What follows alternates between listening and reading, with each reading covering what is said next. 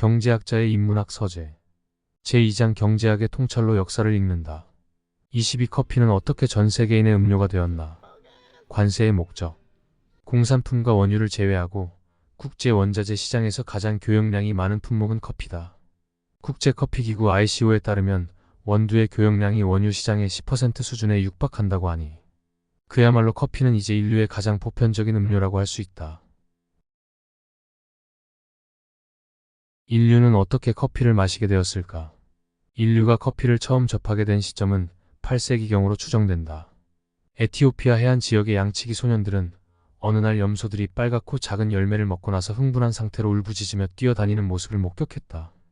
양치기 소년들은 호기심에 그 빨간 열매를 맛보았는데 이상하게도 기분이 좋아졌다. 그 열매가 바로 커피 열매였다. 이후 아프리카 지역의 많은 부족들은 커피를 음료가 아닌 식사용으로 활용했다. 아프리카 갈라족의 경우 길고 고된 유랑길을 떠나기 전 농축식품으로 커피가 섞여있는 공 모양의 음식을 만들었다. 고된 유목 생활 중에 커피 가루가 섞여있는 음식은 든든한 영양제이자 훌륭한 자극제가 되어주었기 때문이다. 고지역 커피는 인근 지역으로 퍼져나갔다. 이슬람 지역에서는 소화를 돕고 두통을 낫게 하며 부종과 통풍 심지어 유산을 방지하는 약으로 활용되기도 했다. 이슬람의 성직자들은 기도 중에 졸음을 쫓아준다는 이유로 커피를 즐겨 마셨다. 카페인 성분을 함유한 커피의 매력은 유럽인들도 피할 수 없었다. 커피를 유럽에 소개한 사람은 스코틀랜드의 탐험가 제임스 브루스였다. 그는 1773년에서 1786년까지 나일강의 근원을 찾아 여행을 하고 있었다. 그러던 중 지금의 에티오피아 인근 지역에서 원주민들이 수세기 전부터 독특한 방식으로 원두를 식용하고 있음을 발견했다.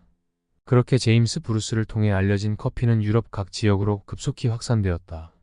프랑스에서는 커피가 국가적인 음료였던 와인의 자리를 빼앗을까 염려하여 커피를 금지하려 했고, 독일에서는 맥주 때문에 커피의 급속한 확산을 우려했다는 기록도 남아있다. 미국인들은 관세 때문에 커피를 즐기게 되었다.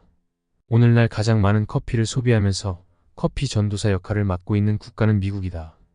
그런데 미국인들은 어떻게 커피를 즐기게 되었을까? 그 결정적인 계기는 다름 아닌 관세 때문이었다. 미국의 커피가 소개된 시기는 17세기 후반이다. 하지만 처음에는 미국인들의 주목을 받지 못했다. 미국인들은 유럽 시절부터 즐겨왔던 차 문화에 익숙했다. 또한 미국 대륙의 물자, 공급을 담당하던 영국의 동인도 회사 역시 차를 판매하는 데 더욱 적극적이었다. 그러나 18세기 들어 미국인들은 더 이상 차 문화를 이어가기 어려운 환경에 놓인다. 18세기 중엽부터 영국이 미국으로 수출되는 차에 관세를 붙였기 때문이다. 오늘날 관세라고 하면 흔히 국내로 수입되는 물품에 대해 정부가 부과하는 조세를 말한다. 하지만 관세에 대한 보다 정확한 정의는 수출 또는 수입되거나 통과되는 화물에 대하여 부과되는 세금으로 수출세, 수입세, 통과세의 세 종류가 있다. 관세가 수입품에만 부과되는 것이라는 오해는 우리나라에서 현재 수입세 형태의 관세만 시행되고 있기 때문이다. 하지만 18세기 영국의 사례처럼 수출품에 대한 관세도 존재한다.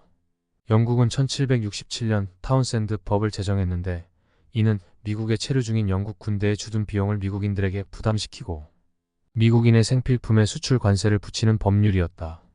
이 법률 때문에 여러 생필품 가격이 오르자 미국인들은 격분하게 되었고 결국 영국 제품에 대한 불매운동으로 이어졌다. 불매운동으로 미국으로의 수출이 감소하자 이번에는 영국 상인들의 불만이 고조되었다. 그러자 영국은 차에 대한 관세만 유지한 채 타운센드 법을 폐지했다. 이에 미국인들은 네덜란드 등지로부터 차를 밀수하기 시작했고 차 무역을 담당하던 영국의 동인도 회사는 경영난에 봉착하게 되었다. 이를 모른 채 할 수 없었던 영국 정부는 결국 수출 관세를 면제해주고 미국에서의 차 거래에 대한 독점권을 동인도 회사에 부여하는 관세법을 통과시킨다. 영국 정부의 비호 아래 동인도 회사는 아주 싼 값에 차를 판매할 수 있게 된 반면 미국의 밀수업자들은 도산 위기에 처하게 되었다. 보스턴 차 사건 이후 미국의 커피 문화, 차과세에 대한 미국인들의 저항은 점점 거세졌고 결국 1773년 보스턴 차 사건으로 이어졌다. 보스턴 차 사건은 인디언으로 변장한 시민들이 보스턴 항에 정박해 있던 영국 상선에 난입해 차 상자를 바다에 버린 사건이다. 이 사건은 미국의 독립을 촉발시켰다는 평가를 받고 있는데 이를 기점으로 해서 영국과 식민지 미국 간의 본격적인 무력 충돌 양상이 전개되었기 때문이다. 하지만 보스턴 차 사건이 정치, 경제적인 측면에만 영향을 미친 것은 아니다. 사건 이후 미국인들은 차와 홍차에 대해 부정적인 시각을 갖게 되었다. 그리고 커피는 차와 홍차를 대신해 미국인의 아침 식탁을 장악하기 시작했다. 당시 뉴욕, 펜실베이니아, 찰스턴 식민지 사람들은 식음료 습관을 바꾸는데 기꺼이 동참했고, 오늘날까지 커피는 미국인이 가장 사랑하는 음료로 입지를 굳히게 되었다. 또한 미국인들은 자신들이 고안해낸 패스트푸드 문화에 커피를 접목했다. 카페테리아에 앉아 느긋하게 커피를 즐기는 유럽식 문화가 아니라 바쁜 일상 속에서 빠르고 간편하게 커피를 즐길 수 있는 테이크아웃 문화를 전파했다. 스타벅스와 같은 세계적인 커피 프랜차이즈 또한 미국인들의 발명품이다. 커피를 통해 또 한 번 새로운 문화를 만들어낸 것이다. 미국의 사례를 통해 확인했듯이 관세는 소비 행태를 변화시켜 식문화에까지 영향을 미치는 중요한 요인이 될 수도 있다. 우리나라도 어느새 커피의 주요 소비국으로 등장했다. 2019년 현대경제연구원에서 발표한 자료에 따르면 국내 커피 산업의 매출 규모는 6조 8천억 원 규모로 유럽, 미국, 일본 등에 이은 세계 6위 수준의 커피 소비 대국으로 집계되었다. 성인 1인당 커피 소비량은 약 353잔으로 이는 세계 인구 연간 1인당 소비량인 132잔의 약 3배 높은 수준이다.